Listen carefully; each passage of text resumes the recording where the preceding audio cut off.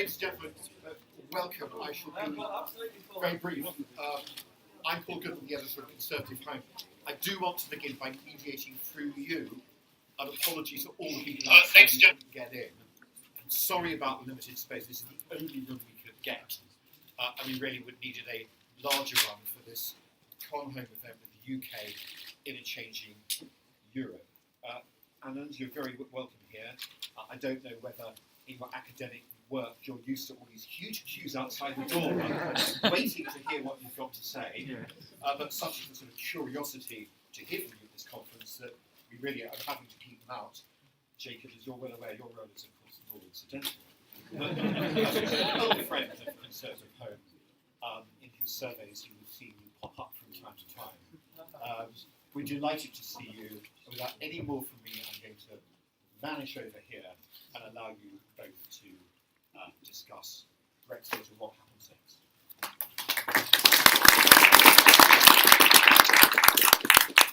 Thank you, Paul. It does remind me of my first year lecture on voting systems, which is always as packed as this, I can assure you.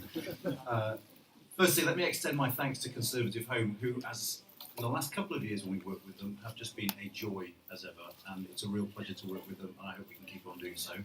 Secondly, let me thank you, Mr. Rees Mogg, for agreeing to do this.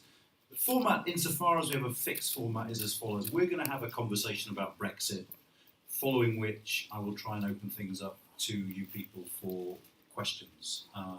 We have a firm endpoint of 7:30, so we'll try and cram in as much as possible before then. So, without further ado, if we can start off. I mean, the first question I have for you, I suppose, is: were you born a Eurosceptic, or did it come upon you for a particular reason? No, I mean, I was always very close to my father's political views, and in the 1970s, he was quite a strong supporter of what was then the European Economic Community, for two main reasons. One, seeing it as essentially a trading bloc, but secondly, he was concerned that it would be a constraint on a real socialist government, and that being inside a bloc was therefore potentially beneficial in that regard. I was only 6 at the time of the referendum in 1975, so wasn't playing a very direct role or studying the position very carefully, so came to my views later. But the position I came to is very much dependent on democracy and the right of people to choose how to be governed. And so to that extent, my Euroscepticism became inevitable, that the country has shown no sign of wanting to hand over its lawmaking abilities to an international body, and the referendum reflected that, and the ultimate arbiters of what goes on in this country must be the British people. Okay, I mean, I'm going to press you a little bit. I mean, I'm going to sort of do this chronologically, so talk a little bit about the campaign before coming to the present day. But just on this, because we did our event last year and it was a conversation with Liam Fox, and he was very clear that his Euroscepticism became a marked sort of part of his politics at the point of Maastricht, and that before that he was relatively happy. And given the debates we're having about the single market now, that's quite an important distinction. So are you saying that even before Maastricht your views would be as they are? Well, I wouldn't say my views were fully formed before Maastricht. Maastricht comes in when I'm about 20, and so when I'm thinking about these issues, I haven't come to a clear view on the Single European Act, which is passed, I think, when I'm a 17-year-old, and so I'm an interested observer. I wouldn't claim that I've got a fully formed view of the European community as it then was. Maastricht is important because it takes the EU that much further, and with the development of the single currency, common foreign defence policy, the justice and home affairs pillars as well, the EU becomes a much more obviously political single state rather than the community of states that many people were happier to live with. I think when you look at the single market in the context of Maastricht, you realise that it's an essential building block rather than something entirely separate that you can just take away.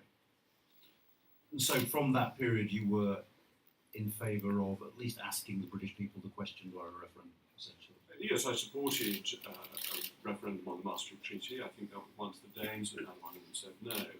And the reaction to the Danish no essentially gave the game away as to what the European Union was up to. It didn't matter whether people voted for this or not, it was going ahead. and votes were going to be ignored. So the response to Denmark over Maastricht is, I think, very important in making people who are fundamentally Democrats very suspicious of what's going on at EU level. Okay.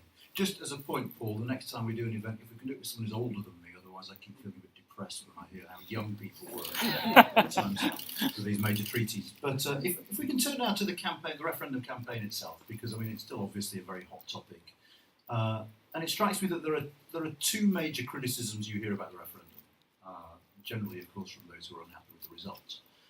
The first, if we can take this first, is that it is simply ridiculous to solve a complicated political question via a sort of yes-no answer. That is to say, even on the surface, there are several ways to do Brexit. So what you were doing was sticking 4 or 5 answers into a binary choice, and that is unsatisfactory. So as a minimum, we should let people vote on the deal. But the argument that people didn't know enough is the argument of totalitarians throughout the ages, that surely this applies to general elections when people are voting on 100-page manifestos, bits of which they will have read, bits of which they won't read. They have to take a broad spread of views to decide which party to support. They have to take into account the local candidate and whether they like all the local candidates' views and so on and so forth. And there is an hostility to democracy of those who lose. And they think, particularly the socialists think, that the man in Whitehall really does know best, as Douglas Jay said in 1947. It underpins everything that they believe in, and their whole approach to Brexit, that the clever people in Islington, wherever they happen to reside, want in the best interests of the nation in a way that the British people don't. Now, the difficulty with a second referendum is what is the result of a no vote at the second referendum. If the British people say we don't like the terms of the deal, does no reverse the second referendum, or does it simply say no to the deal? So you've got to then determine what you're voting on, and why should we vote a second time for something on which we have had a clear result that some people don't like? That seems to me to be an undermining of democracy. Just for the record and for the cameras, the clever people are from Wakefield. Just going back to that, are you a fan of referendums in general? Because I suppose the big difference between the general election and the referendum is general elections happen every 5 years maximum, whereas a referendum is forever. Well, I'm in favour of the evolving British Constitution, which I think is an object of great beauty and success. And in that, things come into it, and they come into it almost invariably as a response to a political crisis, political pressure. And I mean, where do you want to start? But you can start with Magna Carta as a response to an immediate political crisis. The calling of borough members in 1265 is a response to an immediate political crisis, 1688, on we can go. It is not a written out, thought through constitution, it's an evolutionary constitution. And I think referendums are becoming an important part of that in response to constitutional issues. So I think it would now be wrong to have a fundamental reform of the House of Lords without a referendum. I think the power to determine the structures of the Constitution lies with the British people, and that Parliament operates within a 5-year time frame or shorter, subject to the Fixed Term Parliament Act requirements, and then has to hand back the Constitution intact. And I think it's very healthy because Tony Blair had worked out that with a large majority you could do whatever you liked to the British Constitution and throw it all up in the air and see where the pieces fell. And that was not very satisfactory. So the evolving theory of referendums is, I think, very important and one I support. Turns out, we both did history at Oxford, though I was significantly before your time, as it turns out. But there are people looking at history who say that ultimately referendum is the tool of the dictator. Well, lots of tools can be tools of dictatorship. That Parliament was the tool of a dictator under Oliver Cromwell when he stopped MPs turning up to vote. And so you have the abuse of a democratic body by a totalitarian figure. That's wrong to blame the referendum for being undemocratic in those circumstances, or when used by dictators. It's the dictator who is undemocratic and is using his power malevolently in a way that is damaging the Constitution. It's not the referendum itself. Parliament can be used in that way, laws can be used in that way. Think of the penal laws against Catholics, which were pretty totalitarian up until 1829, and not something we would pass in this country today, done by, with enthusiasm by the House of Commons. So I don't think you can blame the structures in that sense for the use people put them to. The other criticism of the referendum that you hear quite frequently is that it was flawed because the outcome was based on lies. That is, in some sense, the campaign didn't clear the bar that proper democratic contests should clear.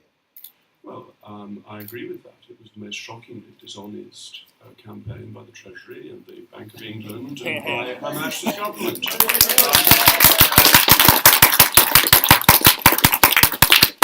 This was deeply offensive to Democrats because the power of the state was used to try and sway the result and pervert it. And anyone who doesn't believe me should look at the Treasury's forecast for what would happen not in the event of us leaving, but in the event of a vote to leave. What they were saying would happen to unemployment, the need for an emergency budget, was all dishonest rubbish. It wasn't even honest rubbish. There's no credibility to it at all. And the Treasury was besmirched, and its reputation still suffers from this, because it was used as a political tool. And the great organs of state were used in this way, and that was a deep disgrace. And the fact that the British people had the courage against that pressure, against that tempted totalitarianism, shows what fine people the British people are. I'm going to come back to the Treasury forecast in a while, if that's okay, but let me just ask you another question on this. Was £350 million per week a lie? It wasn't a lie, but it's not a figure that I like. The Jesuits in the 17th century wrote great books on the art of dissembling, and if you look at the coronation oath that had to be taken by William and Mary, it goes on and on and on, saying the words are being used in the ordinary sense of the words and so on and so forth to try and stop this effort of dissembling. The 350 million is a figure that you can justify. You can get to a figure of 350 million. I prefer not to. I prefer to use the net figure because I think it's more robust. But there is a difference between spinning a figure and a straightforward lie. The Treasury told straightforward lies. The 350 million is a figure I would not have used, and I didn't use in the campaigning I did, but it is one that you can justify. I know that in the Tim Shipman book, he says that several Conservative MPs expressed their disquiet to Dominic Cummings about that figure, and over the last couple of days I was doing a bit of work preparing for this, so I picked up the Shipman book and then realised to my horror it didn't have an index, at which point I kind of gave up because it's so long. Were you one of those people? I did go and see Vote Leave and discuss whether the figure was the best figure to use. I didn't speak to Dominic Cummings. Were you happy with the way the campaign was conducted by Vote Leave as a whole? I thought as a whole Vote Leave did a brilliant job. You can always pick holes with campaigns. Sometimes it's easier than on other occasions. Say any specific campaigns I might like. But no, I thought Vote Leave and Leave UK, the other group, both campaigned very effectively, and the combination of the two campaigns was very powerful. It brought two different groups together to vote for Brexit, and they both appealed to their own voters. So no, I think the campaign was well run, and though by accident not design, well coordinated. Okay, excellent. I mean, we'll come back again to those two groups because I think that's pertinent to the issue of how you create a Brexit that appeals to both of them, which I think is an issue we have to confront. But turning now to what has happened since the referendum, and a very simple question to start with, which is how do you think the Prime Minister has handled Brexit to date? I think the Prime Minister is a heroine of 10,000 years, and I admire every waking breath of the Prime Minister, our great leader. I think that she was right to say Brexit means Brexit. That gave us a clear understanding of what she was doing. I think the speech she made at the party conference a year ago clearly set that out and made the priorities that we were going to have observable, and I think the Lancaster House speech set out the way to approach Brexit effectively. I have more doubts about the Florence speech because, more from a tactical point of view than an overall point of view, I'm not sure that we want to be giving away our best cards to the European Union before they've moved at all. I think we have given the impression to the EU that if it is obdurate, it will get more concessions from us, and I think we should be obdurate back. But that is a tactic of negotiation rather than a disagreement with the details of what is being proposed. Do you think it was right to frame the general election in terms of Brexit? She did. Was the general election framed in that way? I mean, what It was framed by. I mean, when she called it, it was very much framed in that way. I I thought it was framed by being nasty to old people and taking away all their money. That sounds wrong. All right, so turning to the Article 50 issue, which you just touched on. I mean, there are two big issues here, I suppose. Well, three. We'll get back to the third later. One is the money. The other is EU citizens. Do you accept that we will have to pay something to the European Union? No, I don't. This is a very important point. There's a brilliant report by the House of Lords European Scrutiny Committee from earlier this year, where they included their legal advisors' full advice, and it's unprecedented for a parliamentary report to do this. And bear in mind that the House of Lords Scrutiny Committee, unlike the Commons Scrutiny Committee, is not made up of Eurosceptics. It's more pro-European than Eurosceptic. So this, I think, gives real credibility to the report. And importantly, in the 6 months or so since it was published, it hasn't been challenged by anybody. There's been no suggestion that it's got it wrong. And what it sets out is that we have no obligation under UK, international or EU law to make any payment of any kind whatsoever if we leave under the terms of Article 50 without a deal. And the reason for that is very straightforward. The 1968 Vienna Convention on the Interpretation of Treaties says that if you leave a multinational organisation, you will have a liability for its debts and for its commitments, unless the method of leaving is set out in the treaty establishing the organisation. And because Article 50 sets out the method of leaving, that is after 2 years, you just leave, full stop, that's the end, that overrides the provisions of the Vienna Convention, and therefore we leave without owing anything. And that's very important because it's such a strong opening negotiating point. We owe nothing. So you then face the situation that we want to get a deal with the EU and they want our money. And money becomes our strongest bargaining card. That's why I think in the Florence speech it was a mistake to start saying we accepted that we owed money, when in a legal sense we don't. It's too early to be doing that until we know what we're getting in return. Okay, so moving away from a legal sense, this is a slightly odd word to use, I suppose, but in a moral sense, having signed up to European Union budgets in the sense that even if it's just the annual budget. But Her Majesty's government has no ability to spend any money other than that passed by Parliament, allowing it to be spent. There is no pot of money that the Prime Minister, the Chancellor of the Exchequer, can spend because he thinks it's a nice charitable thing to do. It's just not how our constitution works. So any payment needs to be based in law.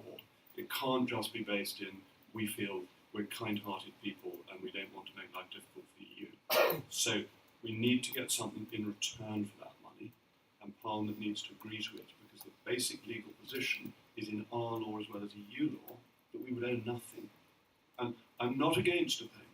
I'm not against at the end of it saying we've got complete free trade with the European Union, we've got an ability to carry on using the health service in Europe, we belong to Erasmus, we belong to Horizon 2020, all sorts of things we want to do, we belong to Europol, all of that, and therefore we will make a contribution in respect of that. It's all perfectly reasonable, but it's a very strong starting point to say we have no legal obligation to do anything, and I don't think taxpayers' money can properly be spent because the government thinks it would be a kindly thing to do. That's not what taxpayers have authorised the government to do. Are we not on the back foot because there's a ticking clock? No, the tick-tock goes the clock in our favour, because come March 2019, the EU's run out of money. It's suddenly £20 billion short, and it needs it from us. And they either have to get the Germans to pay more, or they have to build fewer motorways in Eastern Europe, or whatever it is. No. That's a really strong position for us, because with no deal, we pay them not a brass farthing. And that is huge strength in our position. So no, the Article 50 was written, and we know this because the person who wrote it said so, to make it difficult for the leaving country. But it missed this point on money. And once the money point was clearly legally established, the advantage flipped from the EU to the Department of State. So when you say you're not opposed to the idea of paying, you're not opposed to the idea of paying for things we get in the future. The issue you have is with paying for liabilities from the past. It's a negotiation, so there may be an element of goodwill that we want to pay for. it's not unreasonable to pay for an element of goodwill as long as that's what you're doing and that's your clear understanding. I think the problem with saying we have a moral obligation implies that we should pay something even if we get nothing in return. And if we crash out without any deal, we should not give the European Union a penny, absolutely nothing. And that must be the bottom line of our negotiation. And actually, I think that is implicit in Florence, even though it wasn't specifically stated. The Prime Minister said she understood that we would pay this money for the next 2 years, but this was, as far as I could tell from the speech, dependent upon a deal. But everyone accepts that, don't they? If we crash out without a deal, there's no one saying we should crash out without a deal and still write them a cheque. I mean, that would be absurd.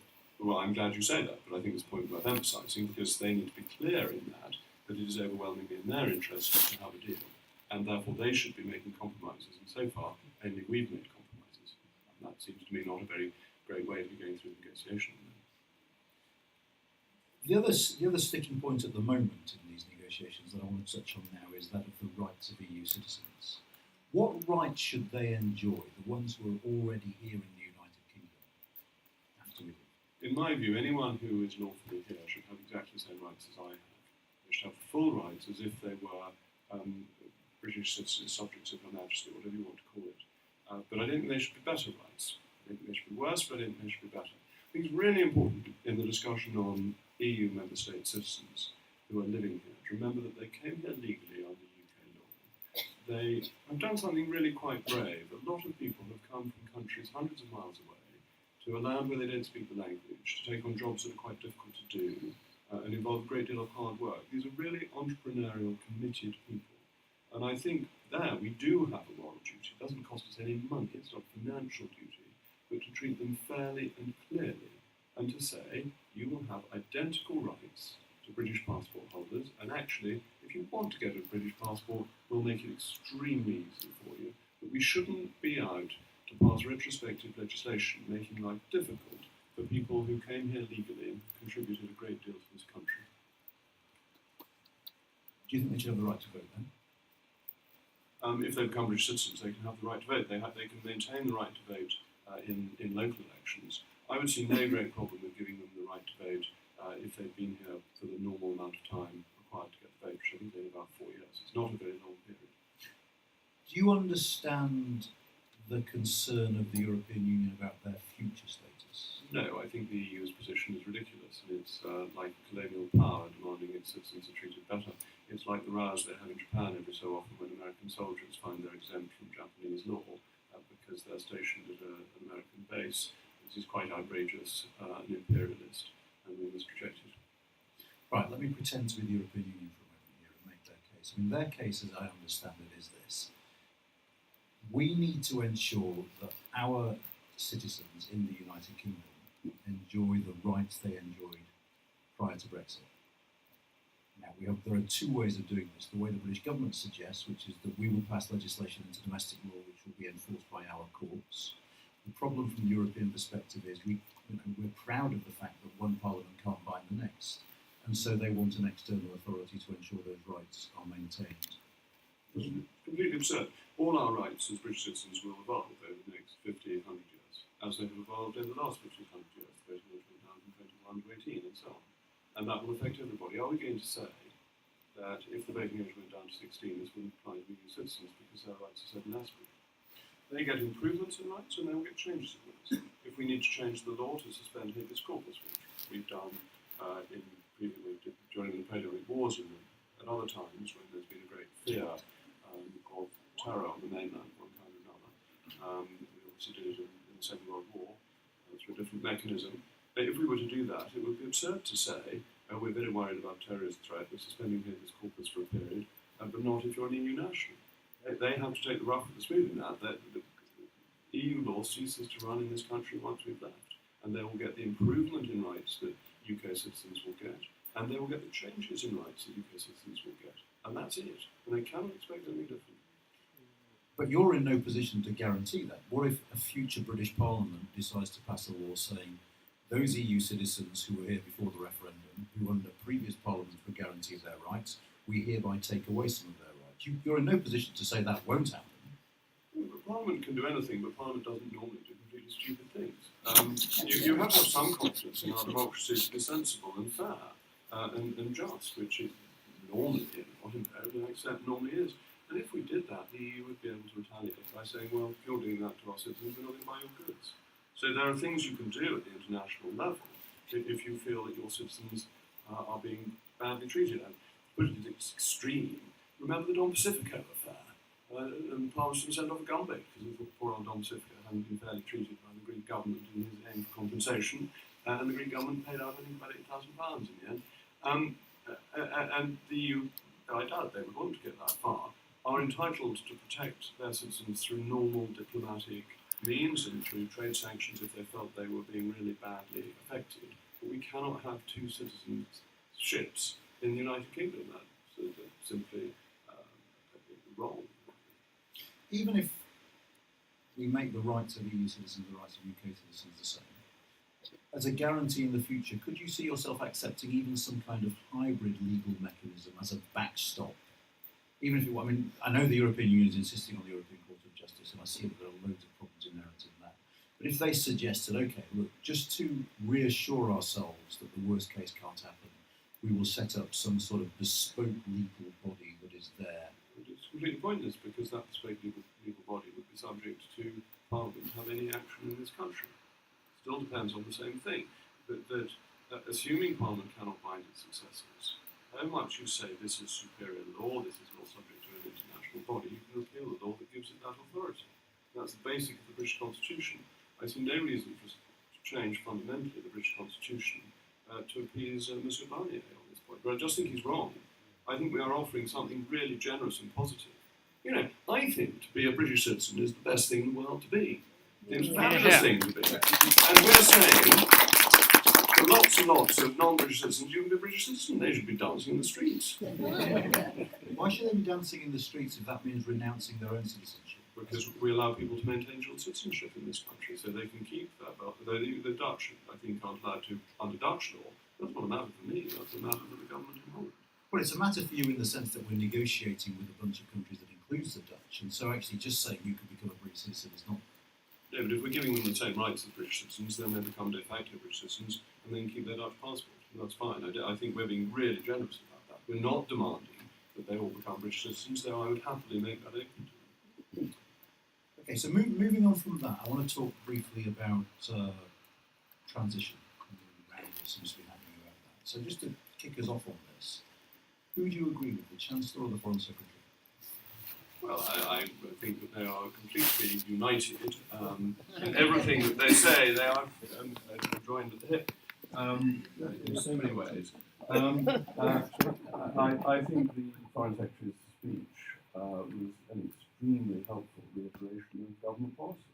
And I think it's very reassuring that senior ministers are backing government policy. And you would expect them to, but some don't always do it. But Boris Johnson does, and that's terrific. When did government policy become 2 years, not a second war? I don't recall that line before. The transition wasn't in the Lancaster House speech, which is the authoritative version. And the authoritative version is the Prime Minister saying Brexit means Brexit. And once you start wandering off into an endless transition, Brexit ceases to mean Brexit. So Boris Johnson is ensuring that the Prime Minister's phrases are properly understood and stuck to. I think this is thoroughly admirable. I don't understand how we get to decide which of the Prime Minister's speeches is the authoritative one, if they're contradictory. Well, careful exegesis of the speeches reveals the truth, I think. I don't think they are that contradictory. I think the proposal for transition has come in, but we will have left by March 2019, and there are certain tests for this. If we haven't left the jurisdiction of the European Court of Justice, we haven't left the European Union. If we are subject to new regulations that come in from the European Union, we haven't left the European Union. If we are in a situation where free movement of people still applies and is justiciable in the European Court of Justice, we have not left the European Union, and that would completely undermine the Prime Minister's speech at Lancaster House. And I see no indication that that's what the Prime Minister is intending to do. And if she is intending to do that, she wouldn't deserve support to do it. Do you think Norway is a member of the European Union? Norway is not a member of the European Union. But they are subject essentially to the rules of the European Court. They accept free movement. They are not technically subject to the rules of the European Court of Justice. Okay, but that's a legal nicety. It is a legal nicety, and I would not accept it as a position from the United Kingdom. I think they are too close to controlled by the European Court of Justice. And I think the proposal made by the head of the EFTA Court was entirely unsatisfactory to the United Kingdom, because it basically means you take EU regulations and you take ECJ jurisdiction, and you then voluntarily apply it, but it's not really voluntary. So I don't think that's an answer for us. And Norway's got into this position because Norwegian voters consistently vote not to join the European Union. Their politicians are all desperate to squeeze them in, and so their politicians have done as much as they can to undermine the referendum results in Norway. And I don't want to see that happen in the UK. But imagine, if you will, a hypothetical situation. So it's summer of next year. We've started trade talks on principles with the European Union, and they are in fact going fantastically well. Okay? Everything's going along swimmingly. It's a world full of cakes and eating cakes that's being offered to us. And actually, the issue is, this is going to take us 18 months, 2 years, 2.5 years longer to dot the I's and cross the T's, because trade is complicated.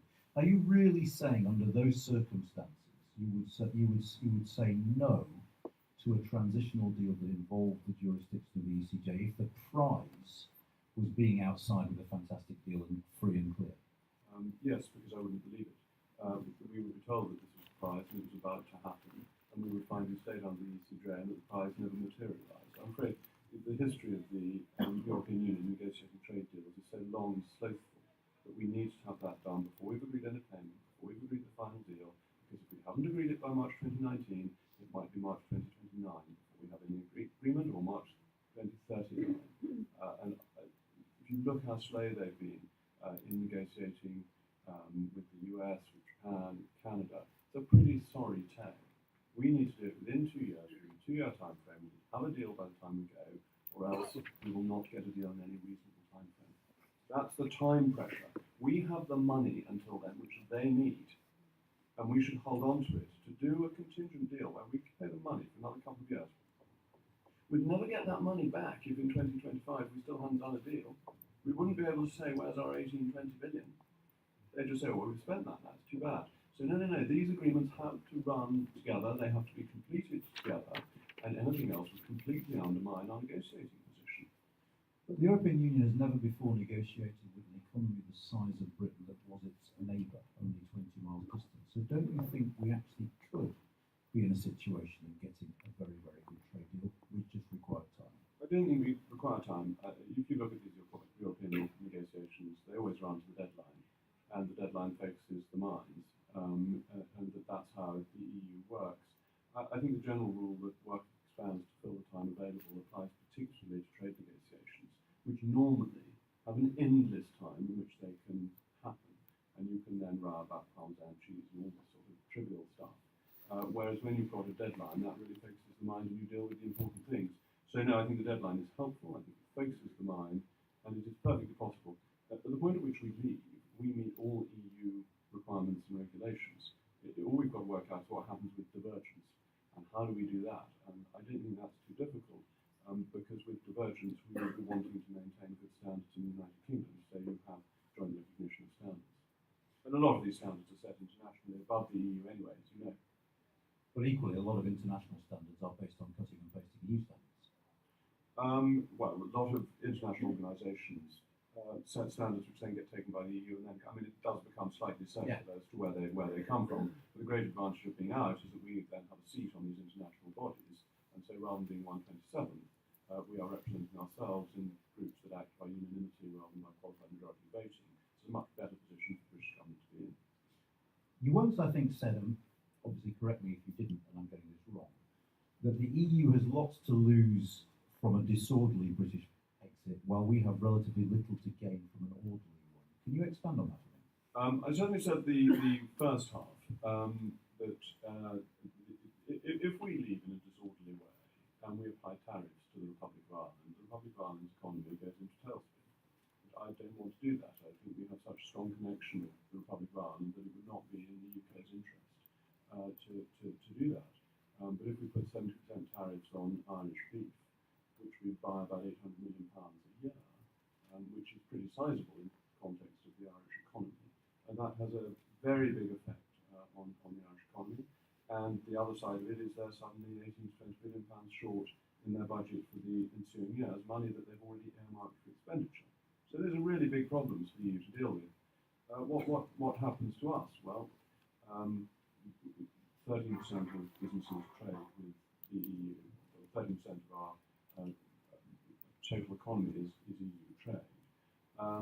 There could conceivably be some tariffs on some parts of that.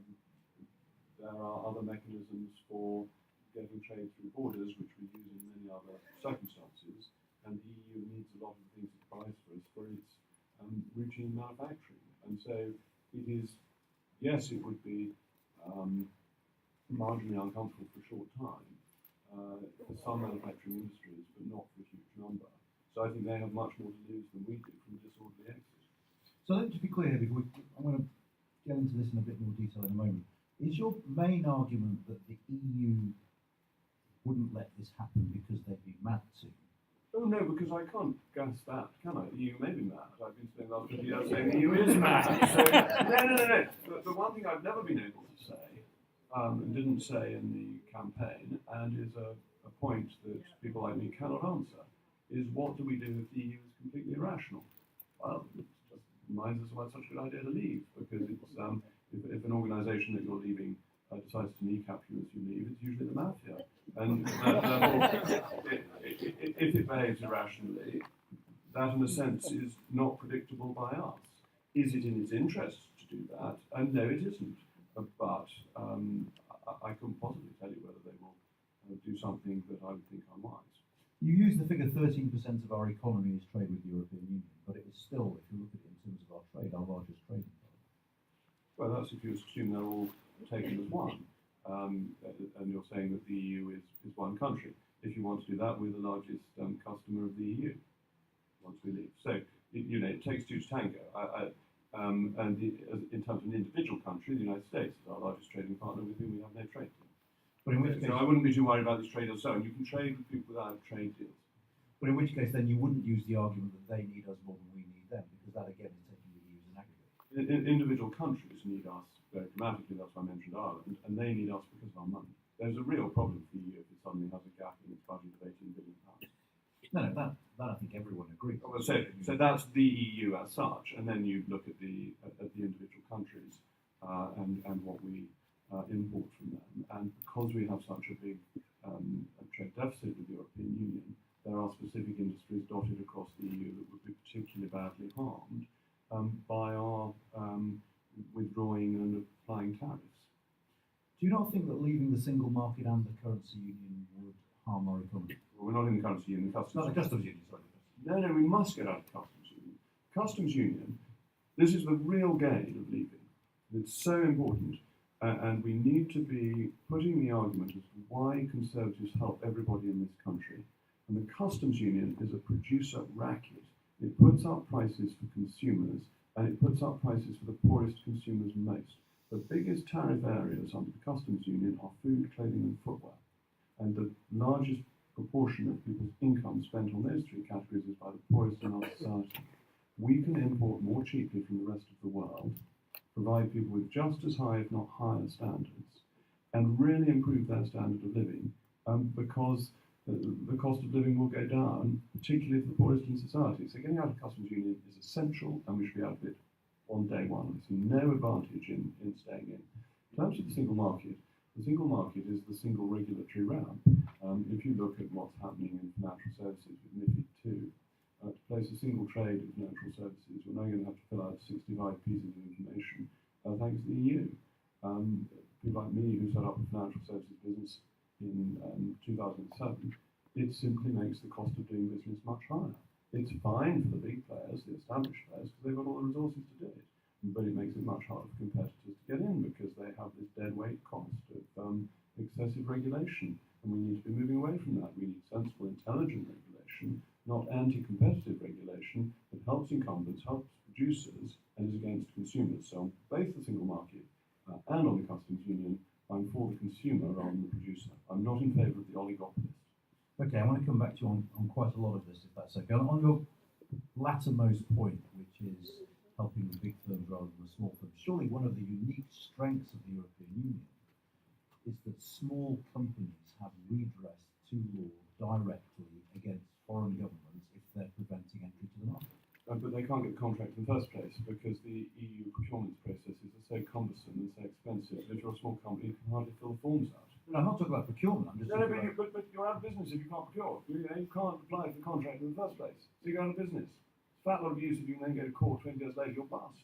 No, but I'm talking about private firms that are trading across borders in Europe, nothing to do with public procurement, whether, back to the original Cassis de Dijon, selling your goods across numerous European markets. They can do that in free trade agreements if you want to have them. But that if you make it so difficult to do business and then give people redress in obscure areas, that doesn't help you do business. But the single market doesn't give redress in obscure areas. It gives direct recourse to the law across a trans-European marketplace, even to small companies. But the business isn't set up because it can't meet the introductory regulations, which are a business cost. It has to change things to meet new regulations. You've heard James Dyson say the effect it's had on his business, where he sees the regulations coming in purely to help German Hoover manufacturers at the disadvantage of British Hoover manufacturers. You may be able to get redress. There's no good getting redress if you can't do business in the first place because the regulations strangle business, strangle competitors, strangle innovation. But you accept, I imagine that James Dyson isn't necessarily representative of the whole of British business. No, but what he says is very important because he's actually a very successful businessman who set up his business from scratch, rather than somebody who's come in to run a business that somebody else set up, which is different. Let me just go back a little bit to the customs union. And I take your point about reasons for leaving. Actually, I noticed on my way in that the Port of Dover has taken out an advert at the Conservative Party conference warning about the dangers it will face if we don't get a decent deal with the European Union because of queues, lack of infrastructure. But let's leave that to one side. No, let's answer that. Right. It's very important. Why should there be queues on our side of the border in Dover? We can let the things go out freely and we can let them come in freely. I mean, you've seen HMRC say they want 5,000 more customs officers. Why? What are they going to do? If we're in favour of free trade and we let things come in, we don't need lots of people to check them. We're in favour of free trade. So only if we're going to apply tariffs and extra checks, we don't need to do that. So we can have fewer customs officers, not more. There's no negative attitude to Brexit. Look at all these problems. There only be problems if we impose them on ourselves. Why should we do that? So we're having no tariffs at all. I would not be in favour. I would not be in favour of tariffs generally. We might want to use them as a negotiating tool to get free trade deals, but all tariffs do is put up the prices for consumers. Even if we're taking off our tariffs unilaterally, so everyone else maintains their tariffs and we just say we'll have zero, it won't put us at a competitive disadvantage. No, it won't put us a huge competitive advantage because the cost of goods in the UK will be much cheaper than anywhere else in the world. The input cost for businesses will be lower because they won't have to pay tariffs. The cost for consumers will be lower because they won't be paying tariffs. And our comparative advantage in the areas that we are best at will overcome the tariffs that are charged. I mean, I think that the basic free trade argument is an extremely strong one. Why would Nissan or BMW continue to make cars in this country if they were paying tariffs every time their products crossed? Well, because the tariffs on cars are just over 10%, and they've had a devaluing the pound that's considerably more than that. So tariffs are only one part of the overall economic picture. But given that there would be customs checks on the other side of the channel, agreed? Because the French aren't going to. But we don't, in terms of customs checks, physical customs checks on non-EU goods are relatively few and far between. I think it's about 1% of things are actually physically inspected. About 5% have a paper check. The HMRC gave evidence to the Treasury Select Committee on this, and the precise figures will be from that session. It's available publicly. Most goods coming in are not physically checked at the border.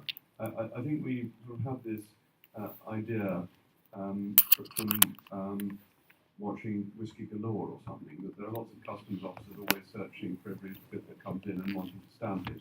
And that may have happened 100 years ago, but that's not how trade carries on. Most trade coming into this country from outside the EU is cleared at the moment that it arrives, with the paperwork having been completed before it gets there. So there's a very strong model for trade that has borders essentially as a tax point rather than a checkpoint. And then check at borders is to check for contraband, and that applies with EU trade just as much as non-EU trade anyway.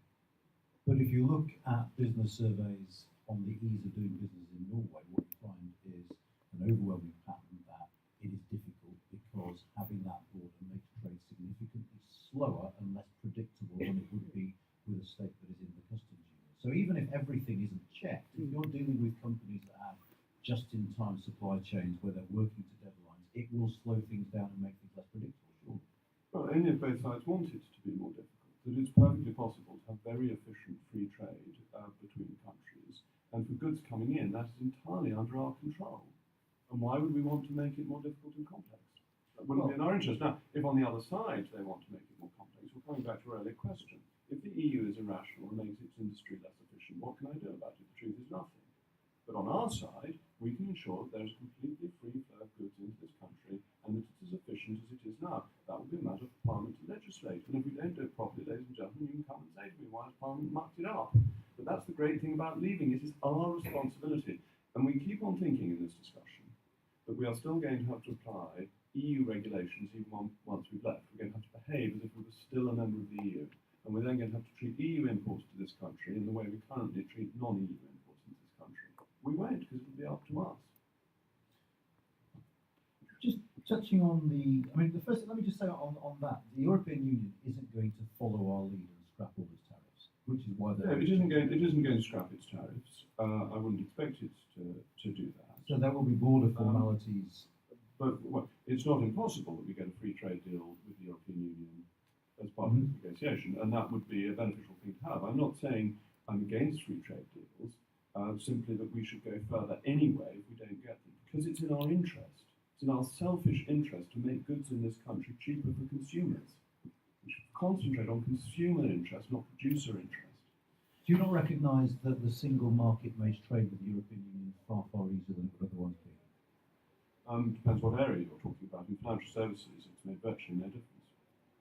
So you don't think passporting has enhanced the ability of British financial services firms? Hardly at all, because most of the business we do, certainly speaking as an investment manager, made virtually no difference to what we do at all, because most of what we do is institutional as wholesale business. The Lloyd's of London made a great song and dance about passporting and how essential it was, and it turned out to marketing was going to move 50 people. But during the referendum campaign, you would have thought that all of Lloyd's of London business was passporting. But most of it's wholesale. Wholesale business doesn't need passporting. Why are so many financial institutions then registering their businesses on foreign stock markets now, preparing for Brexit? Well, people who have retail business want to have a secondary string to their bow. That's a perfectly sensible, rational thing to do. But if you look at most financial services companies, they have interests across the world anyway. And when I was living in Hong Kong, I set up a Korean fund registered in Dublin with international investors managed from Hong Kong. But that's just how global capital flows work. And we're much too narrow in our focus in thinking that it all has to be done in one place. It's not how it happens. What about we talked about Nissan and BMW, what about the American banks who have come to London specifically to benefit A from London, but B from the access to the European market that London provides them with as long as we're in the single market? It's not to do with the single market, it's to do with the fact, and this long predates the single market, that London has huge depth of expertise and capital. And the capital is there to invest in European projects. And does the EU want to cut itself off from one of the largest pools of capital in the world? That's the question. But are we simply not to believe that the interviews you see virtually day after day with the heads of some of these banks saying we're going to reconsider because outside of the single market it will have an impact on our business? They're inevitably talking their book. That's what people in the city do.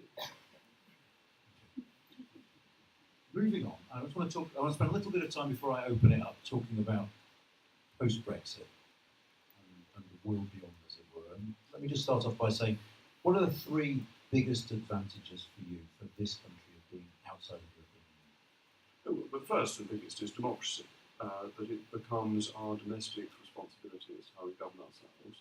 And ladies and gentlemen, if we do it badly, we can vote for somebody else. And that is crucially important. Once again, British politicians will be held to account for the decisions that affect the British nation.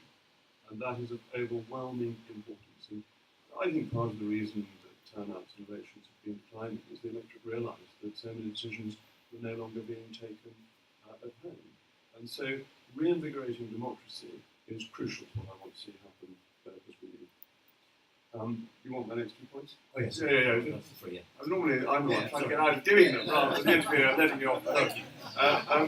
Thank you. The second one is on the customs unions. I've already mentioned it's cheaper goods. It's repeating the 19th century trick of ensuring that you put the interests of the consumer first, and that is very powerful because then people not only have more disposable income which they can spend on other things, they can also save, and it goes into banks, that gets reinvested, so the economic benefits from that are gigantic.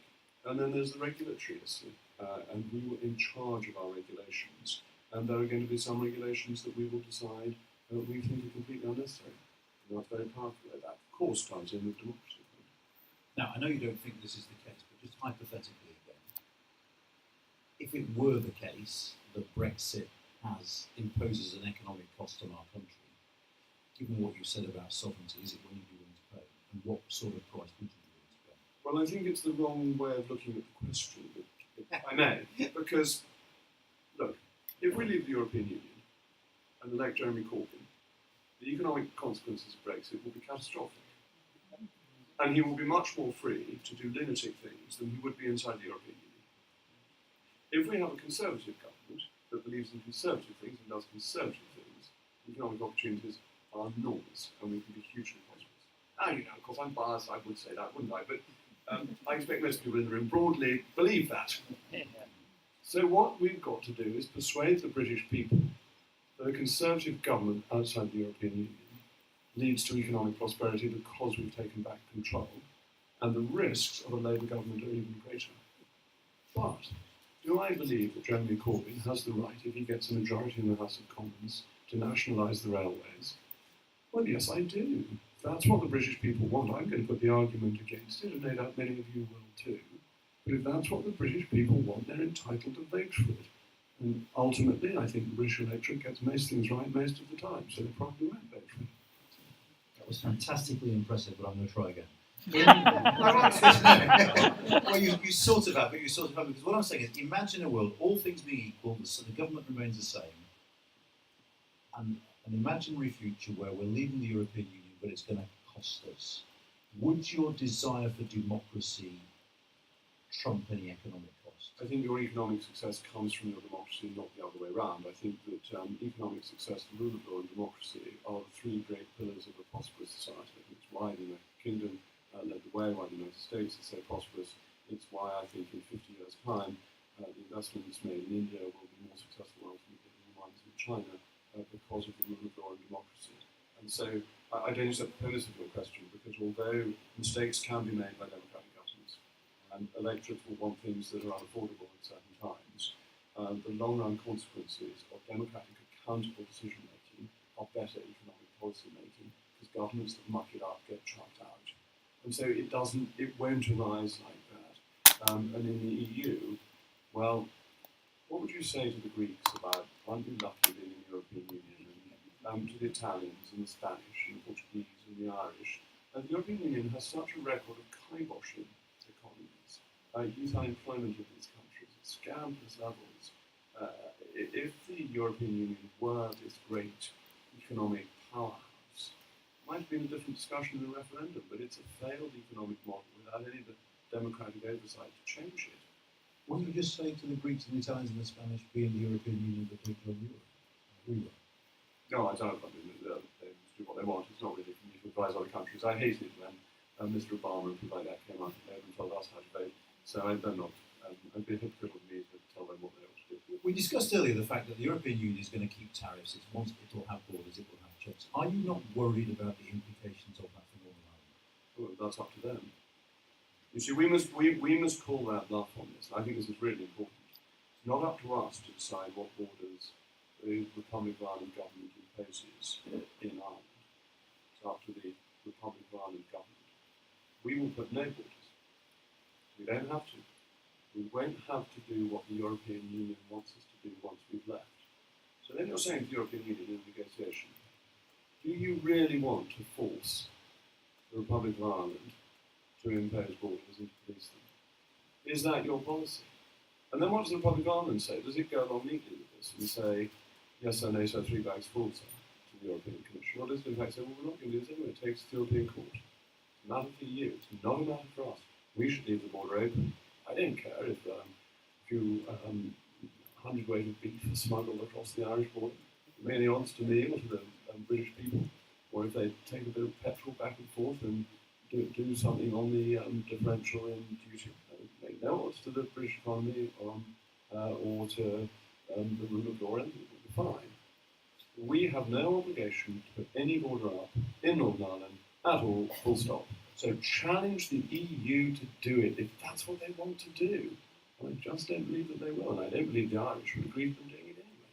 But in your imagined Brexit future where we have no tariffs and the EU has tariffs, this isn't a question of wanting a border, this is a question of you have to have a border if your tariff rates with third countries are going to diverge. That's a matter for the EU, we don't care. How It's not our job to police EU tariffs. Why should I want to collect tariffs from the European Union? I couldn't give two hoots. So your argument here is either you accept a zero tariff model or we screw Northern Ireland. No, we don't screw Northern Ireland at all. It's a public Ireland that would be different. Well, but also there is a political. We can make sure that Northern Ireland is looked after. Northern Ireland is part of the United Kingdom, a very important part of our country. But does the Republic of Ireland wish to impose strict border controls on Northern Ireland? And my guess is that it doesn't. So then the EU has to work out how it collects tariffs in the Republic of Ireland. It's a matter for the European Union. Not a problem for us. We don't have to collect foreign countries' tariffs. Do you not accept that the political situation in Northern Ireland is quite a precarious one, and that in the event that there is a border, that could become still more precarious? Well, that's the point you must make to the Irish government if they wish to impose one, because the British government isn't going to impose one. And the Irish government won't impose one. The Irish government is not going to be told what to do when it has historically viewed the whole of Ireland as one country, between two bits of what it views as one country. And if the EU is so clod-hopping that it tries to insist, I believe it will fail. And it's not for us to be the tax collector for the European Union. We've performed a bit of a minor miracle this evening because we've talked Brexit for 50 minutes and we haven't mentioned immigration rights. I think we should, if only in passing. How should we manage our immigration policy once we go to the European Union? Well, I think we should have a fair immigration policy for every country in the world. I always thought it was a mistake to discriminate against our friends in India and New Zealand and the United States in favour of people in Bulgaria, France and Italy. That we should have a fair system, and we should have a system that is in the interest of the country at large and of our fellow citizens. And in that, I think we need to protect people who are carrying out unskilled work, who face the greatest competition from high-quality labour from outside the United Kingdom at lower prices, but who are the most deprived in our country, and I think it is the job of the government to look after them. I don't think well-paid bankers in the City of London need that protection. I don't think they want that protection. So people coming in to work in the City of London, we should be very generous with visas. Doctors coming in, we should be generous with visas, and surgeons and so on, and scientists. And there's been a particular problem from India. A lot of highly qualified people find it very difficult to get in, even on holiday, let alone on work, because we've had such an absurd skew to the European Union. But we have to make it harder at the unskilled level to protect people living in impoverished circumstances in this country. So no offence, my weakness is the EU, but I'm going to leave that to one side.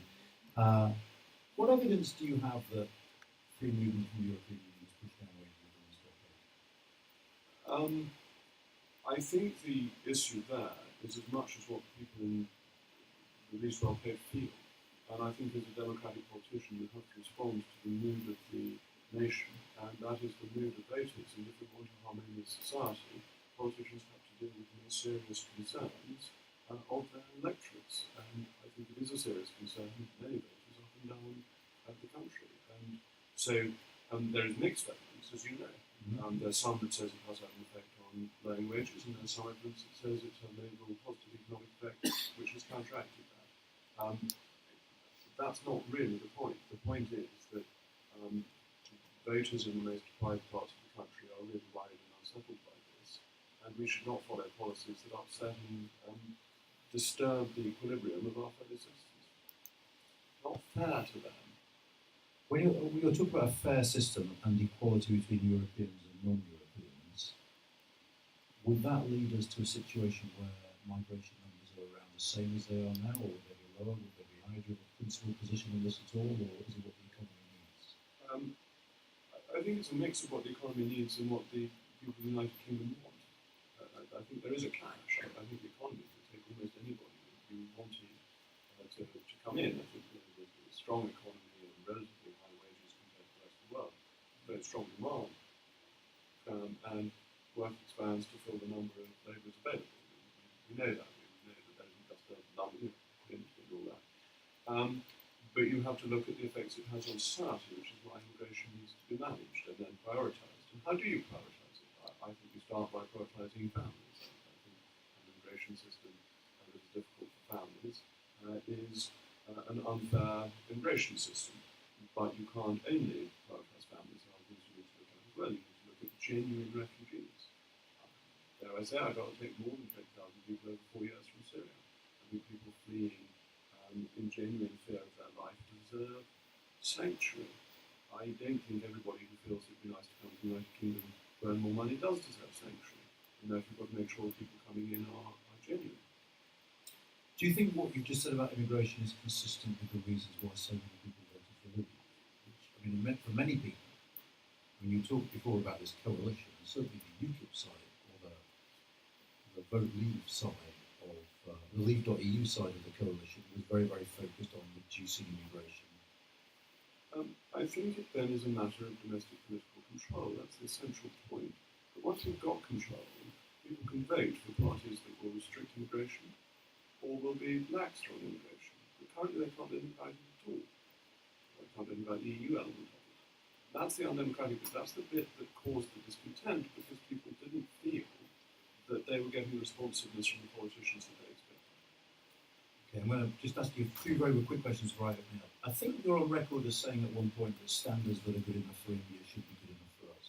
Is that... Yes, indeed. I did indeed say that, and I'd reiterate that because my experience of investing in India is that India has gone through an enormous process of increasing standards. Now, not all of them are applied. That's a different question. But there is a tendency in trade discussions to use standards as backdoor protectionism. And that's basically the point I'm making. It's not that I want people to be able to buy toys for their children and have red paint on them, or fall apart with sharp pins in them and things like that. Of course I don't want that. But what I was trying to get at was I don't want standards used as a backdoor method of protectionism.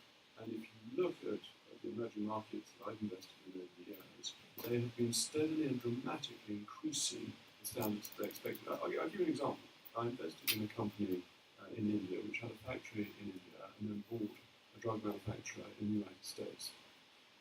Its factories in India and in the US were both inspected by the FDA. Its factory in the United States was shut down by the FDA for failing to meet standards. Its factory in India was allowed to continue. And we must just not be too condescending about what emerging market economies are doing. They are doing really great things and increasing standards and have standards that are comparable with, and in some cases better than the ones we've got. So just saying, oh, they're poor standards because they're an emerging market is simply no longer true. It was true 20 years ago, and we did have to stop importing some toys from China that were really dangerous for children and felt a piece of them and going to choke on. But so much of that has changed and is now used basically as a form of backdoor protectionism. Do you see Brexit as a way of slashing regulation, including health and safety, workers' rights, employment protection? Health and safety is one of those areas of regulation that has been enormously successful. The deaths in the workplace have collapsed since the 1974 Health and Safety Act. And it is perfectly reasonable for governments to set out regulations that keep people safe. I'm strongly in favour of that. The question is then whether this has been taken too far and whether there are some elements of regulation that become simply cost for business rather than sensible regulation. And I think what you need is some flexibility to work out which is which. The base of health and safety regulation, and indeed of employment regulations, is very important. And just for the record, I have 6 children. I do not want them to have to go and sweep chimneys, and nor do I want anyone else's children to do this. There are very important workplace regulations regulations to safeguard people, and we should welcome those. But there are some silly regulations too, and they crop up from time to time, and we should be more flexible in working out which are which. The city where I grew up voted Leave quite strongly, but my sense is that people there voted Leave for reasons very, very different to those which some people in the south of England voted Leave for. I mean, a lot of people there voted Leave because they didn't like the way government policy was going, they didn't like austerity, they wanted a bigger state rather than a smaller state, they wanted greater protections rather than fewer protections. Can you reconcile, if you like, the Tory Liberal leaders with that group of people? But it's all about taking back control, because they can vote. You know, if you want to nationalise the railways, you ought to have voted Leave, because now it's possible. Now you've got to win a general election to do The that. French and Germans have got nationalised railway systems and they're in. But it's the renationalisation that is the problem, Why? because of the regulations that the EU now has. This is accepted by Jeremy Corbyn, so I'm quoting authority. He's no authority. I mean, he's a reasonable authority. He's leader of the opposition, and could, you know. Well, it's debated by lawyers, and actually there's a fair consensus that renationalisation would not be stopped by EU. There are certainly things within a Labour programme that EU law would make more difficult. And the Jeremy Corbyn extreme left programme probably is easier to implement outside the European Union, and I believe he's chosen the example or in response to a question I hear John McDonnell, so that we need to be out of the single market. Menon, John McDonnell, to renationalise the railways. So it's not really for me to parse Labour policy. I'm quite happy to take what they say on a degree of trust. It's very trusting. What, if anything, down the road, 5-6 years' time, would lead you to admit that you have been wrong about Brexit? I mean, can you imagine? So, I mean, everyone has a point of view, but there must be a way of falsifying your claim. What world would we need to be living in for you to turn around to your constituents in the country and say, actually, that was a very bad mistake? Or even a bad mistake? Or even a small mistake? I think you need to divide this back up into what you were saying earlier. I think it is never a mistake to have more democracy. And that part of it, I can't see any circumstances where I would turn around and say I got it wrong to think that the British electorate should be in control of their own future. And that's my main reason for supporting Brexit. It could turn out that things may fly, that the EU economy has 10 years of enormous boom, and we stagnate because we make all the wrong choices. And then some people might say, well, it would be better to hand over our democracy and let other people make decisions for us. I doubt that, but if you wanted me to make a prediction, I think it would be not on the democratic side. But if the EU does much better than it currently looks as it's likely to do, and we do really poorly, then you might say we've been better off shackled to the EU. Excellent. We've got about half an hour left, and I'll turn it over to you now for questions. There was a guy who had his hand up over this side somewhere, desperately halfway through. I don't know if he's still here. Oh, hiya. Not bad from Bloomberg. I knew the answer. Sorry, I saw your hair, but I didn't know your hand. I didn't see your face.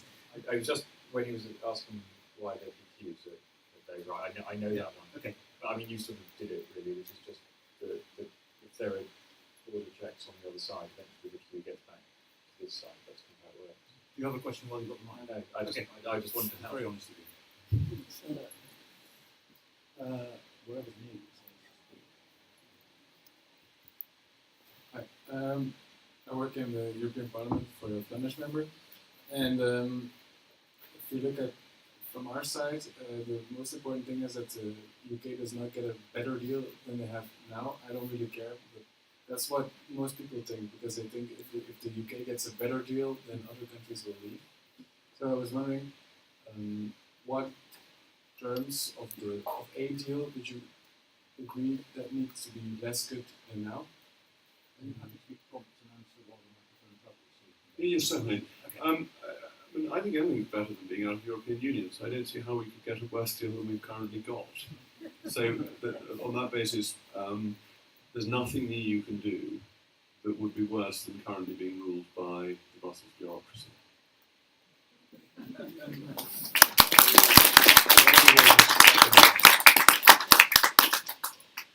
You've obviously got a lot of followers here. You had a big queue outside, 40 minutes waiting to make sure we were in. What? They were here for me. No, we weren't actually.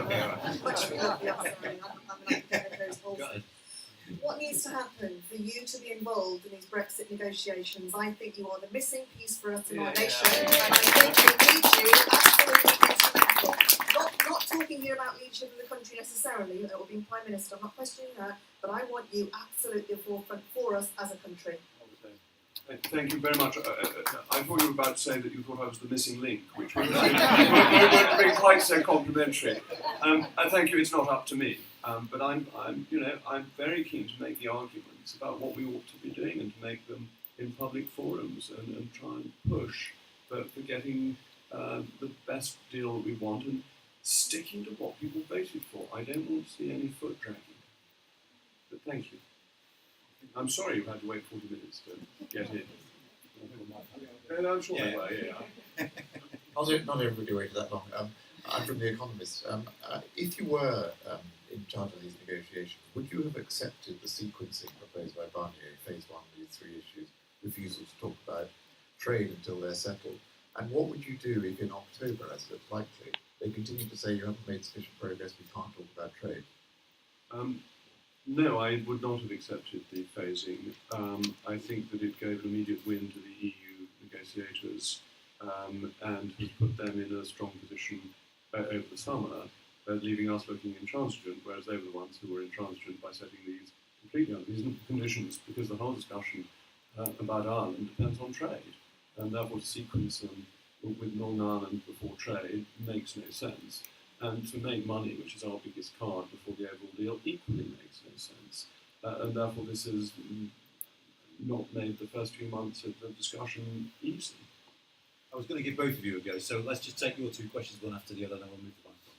It seems like any transition deal is looking less like a deal and more like an extension of European Union membership for 2 years.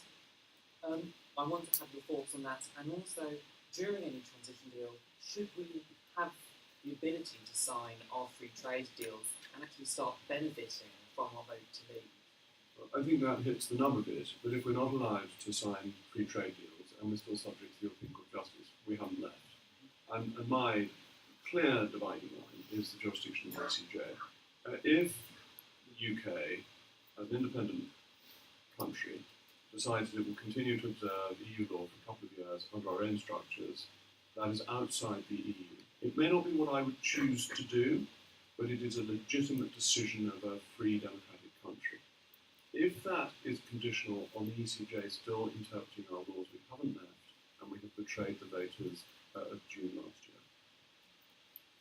Can I ask, there was a lot of conversation about regulations and protections towards the end there, but there was one element I felt was slightly missed, which was in an independent Britain, and one which we control, how much control will we have over our food standards and the quality of what we eat? And how much will we have regulations that ensure that our air is safe to breathe and our waters are safe to swim in? And how much role do you think we should have in improving those environmental protections once we've left? I think we should be sensible about it. I mean, I think one of the real disgraces, real shocking disgrace, of both the UK government and the European Union was the push for diesel. And the push for diesel knowingly pumped out more nitrous oxide and particulates with health consequences for tens of thousands of people because they were focused on the extra carbon dioxide from petrol. And this was a deeply irresponsible thing to do with deep long-term health effects for many of our fellow citizens. So the EU is not this great bastion of fine regulation. It actually was complicit in something, for the help of German car manufacturers, as we know, that made our air much worse. And I think we would be freer outside the EU to have these controls.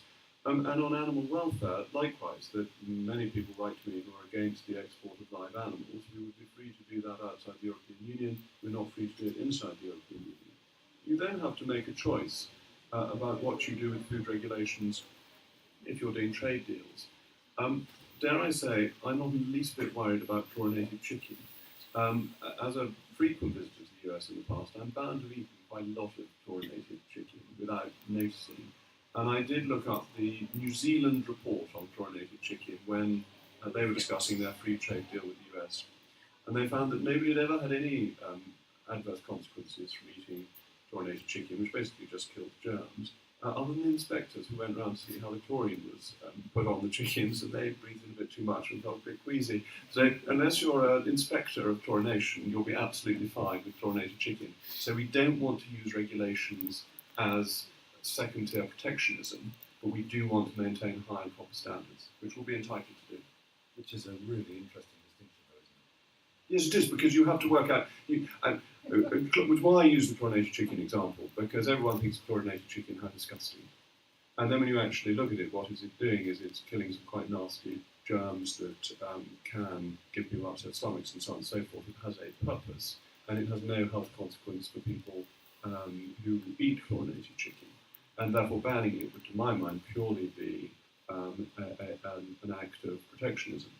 On the other hand, if you're going to say that you want the cage sizes that the hens live in before you buy the eggs because you're worried about the animal welfare, that's a perfectly reasonable thing to do. That is a genuine, I've been round various hen operations, and sometimes the condition of the chickens is pretty troubling, actually, with a lot of their feathers gone and so on.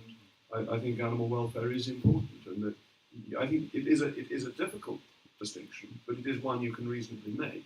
But you can only make it with a proper conversation. Can I do a poll? Who here would eat chlorinated chicken other than me? And who wouldn't? Okay, so what I think we should do is have chlorinated chicken with big labels on saying this chicken's been chlorinated, and then the free market could decide.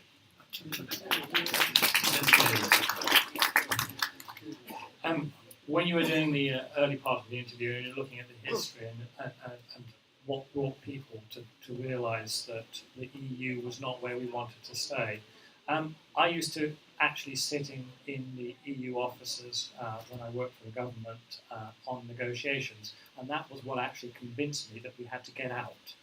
And I worked on the Maastricht referendum campaign.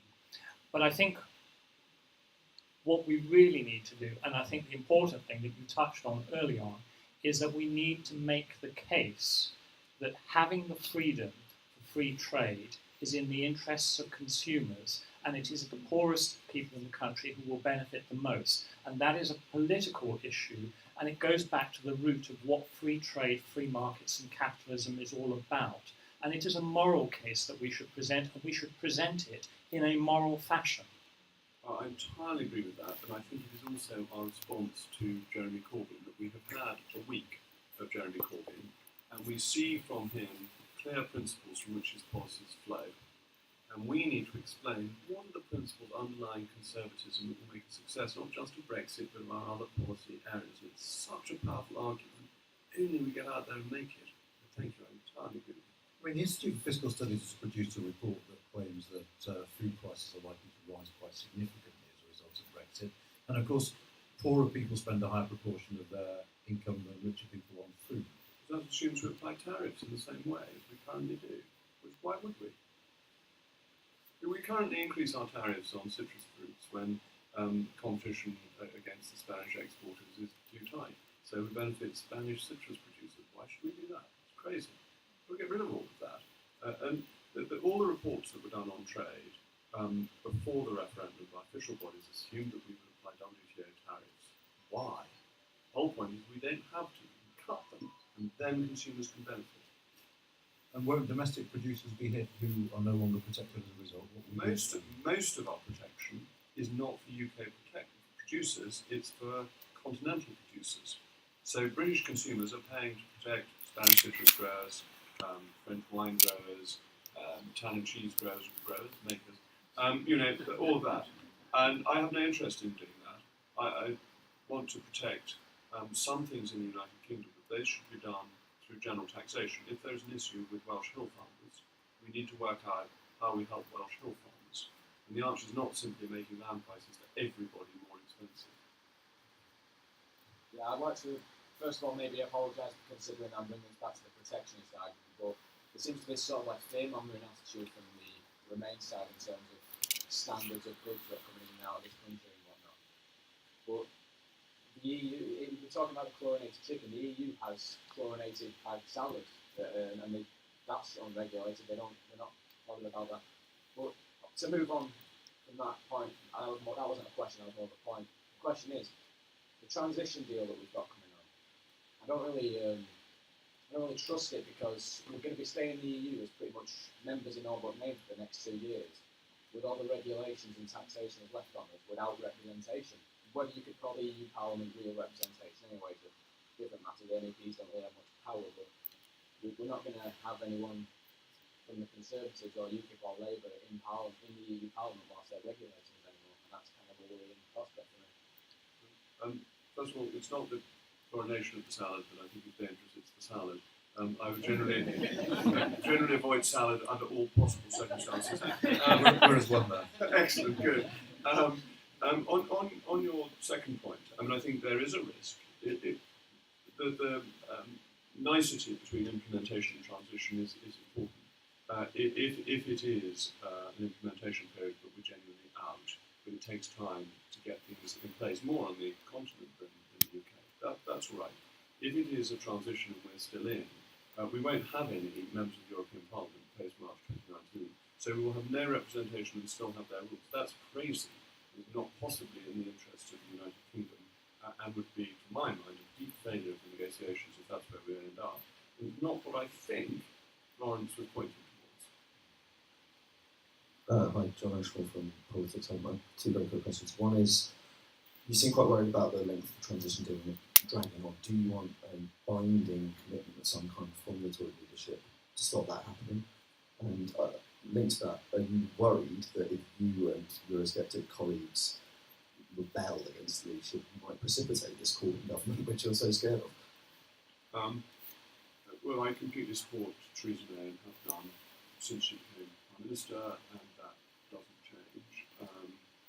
The France speech was not my favourite speech of all time, but I can live with Florence as long as, and it's been clarified by Dave Davis that we will be out of the ECJ jurisdiction. As long as that remains true, then it's all very livable with. I don't believe in binding guarantees from anybody much because they tend neither to be binding nor guarantees more often than not.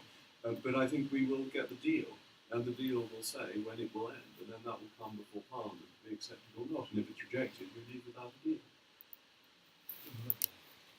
Sometimes in a negotiation, when one side is being incompetent and is unwilling to compromise, and you still have an earnest wish to bring that negotiation together, the only way you can do that at that point of the negotiation is to walk away. Are we at that point now? And if not, how soon will we be at that point? I don't think we're at that point now. I think that point will come considerably later. There are two ways to negotiate. One is to be intransigent and the other is to be generous. And I suppose there's a third way, which is to be both.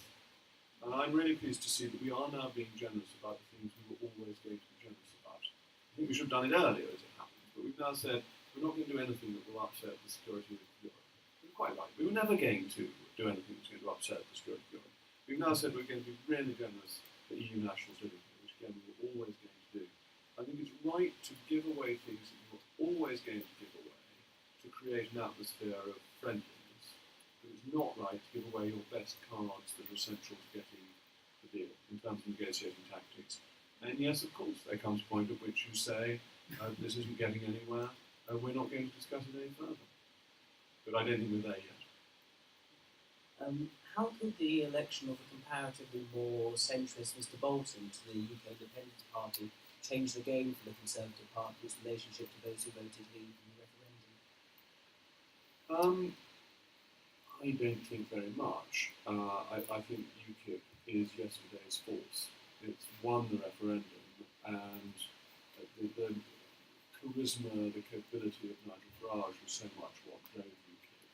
And without him, I'd be surprised if UKIP made a great resurgence. But quite honest, I know very little about Mr Bolton. I assume it's not Adam, enough Sky News. Do you think Theresa May should lead the Conservatives into the next election? I think time will tell. Do I want her to? Yes, she has my full support, without question. But 6 months ago, everyone thought Theresa May was the most powerful politician in modern British history, and that Jeremy Corbyn was the biggest joke in modern British political history, and that they were both going in opposite directions. And now Jeremy Corbyn is strong and Theresa May is less so. Politics changes, and it changes remarkably quickly. And so if we get a satisfactory deal come March 2019, Mrs May could be just as strong as she appeared to be in March of this year. Things do change. So when you ask that question, any of us who've tried making political forecasts in the last few years have been so routinely wrong that to make a forecast is a mindless game. But do I think it's possible? Yes. Is it what at the moment I wish to happen? Yes. I have to ask you, would you like to job at some point in the future? No, I think like is the wrong word for the Prime Ministership. I think that the Prime Ministership is a job that people who see this with Mrs May particularly, is a job done out of duty, not out of I would like to do this. And Mrs May is doing her duty, and I fully support her carry on doing that. I think like rather trivialises the Prime Ministership. I don't aspire to it. No. Markus Häfliger of Neue Zürcher Zeitung, Swiss Daily. Thank you very much. I have a small remark regarding the chlorinated chicken you may want to comment on, and a question. The chlorinated chicken, as far as I know, are chlorinated because their annual welfare standards are so bad in the US. The question is about whether the reliance on foreign trade deals is maybe not over-optimistic given the present instincts of world leaders as witnessed in the threat hanging over the Bombardier workers in Northern Ireland. Well, on the first point, the question about whether it's necessary to chlorinate because of the germs that the animals may have picked up and how they picked up those germs is one to which there is a settled opinion. But you're entitled to regulate for animal welfare, as I said. In terms of Bombardier, the issue with trade deals is that our biggest trading partner, the United States, we don't have a trade deal with anyone. There's too much emphasis on trade deals, that you can trade with lots of countries without having trade deals. And that if by opening up your market, by reducing tariffs unilaterally, you create a better feeling of friendship between your trading partners, that's a very good start. And you do see that lots of countries want to make trade deals, but they find that doing so with the European Union is amazingly cumbersome and long-winded and gets voted down by the balloons. I don't think this is going to happen in this country. The people of Somerset are not going to be consulted on the trade deals. It's going to be a straightforward parliamentary and governmental process. So I think we can do things relatively quickly if there's goodwill on both sides. But you've always found that countries have particular sensitivities in certain areas, and Bahrain is one of the US sensitivities. One more, if anyone has got one question. Thank you. Chris Sutton, Hornchurch and Upminster. On Brexit, we were 70% leave, and that was uniformly across each of our wards, and 30% remain. The question I want to put to Jacob, if I may, is during the election, there was no mention of the economy, and yet 7 years ago, and I certainly remember very seriously only an hour or so ago, it was Pretty Patel, and she described that as a cataclysmic time in the global economy. And yet we've nursed our way through it, and we've come out the other side, and we're still a very, very strong trading nation, and all the reasons for people to want to be here, including the hugest amount of inward investment in the last 12 months in our history. So why was there no mention of our economy during the election? That's a different subject from tonight about what went wrong with the general election. How long have you got? I mean, do you want to start all over again? I think everybody accepts, and there's a report out today, that the election campaign was not our finest hour, and that mistakes were made in the presentation and tone of the campaign on the subjects we decided to focus on. And I think in future elections we must do better, and we must focus on. I think what you really need is to lay out what conservative principles are, and from that the policies grow. And what we did was the other way around. We had a whole string of perfectly sensible policies, but no thread connecting them. And without the thread, it didn't look as if there was a coherent whole. And it may be that it was all done too quickly, there wasn't the time, but I hope that we will set up, and I thought Mrs May's speech last week on the advantages of capitalism was beginning to do this, set out principles of why we're conservative, and then policies flow, rather than just this sounds like a nice policy, as with that, so let's put a few bonbons in the jar and pick them out. And I think that was a problem with the election. So you want some big ideas to bind things together? Well, also like some rhubarb and custard bonbons, if anyone's going to give them. On that note, it remains for me simply to thank Conservative Home once again for being such great partners. Thank you all for coming. And finally, thank you, Mr. Rees, Mogg, for coming.